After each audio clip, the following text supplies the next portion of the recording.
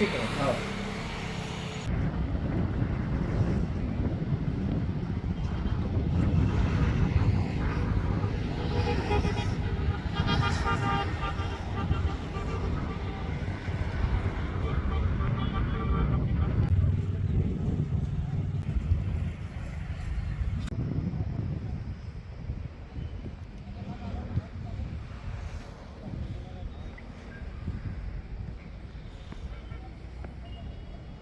अब तक 1652 किसान ने धान बेच दिया है। कल का भी टोकन है, करीब 1900 क्विंटल का है। कल भी खरीदी हो जाएगा 31 को आखिरी दिन। तो अभी तक कितने किसानों का भी टोकन बचा हुआ? और 25 लोग का होगा।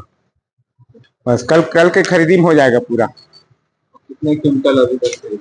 अभी तक 83,000 क्विंटल धान के खरीदी हो चुका है। उसमें से 78,000 क्विंटल का परिवहन हो गया है। 6,000 क्विंटल धान बचा है। तो उपेंद्र सिंह देशमुख, समिति प्रबंधक, ढाबा।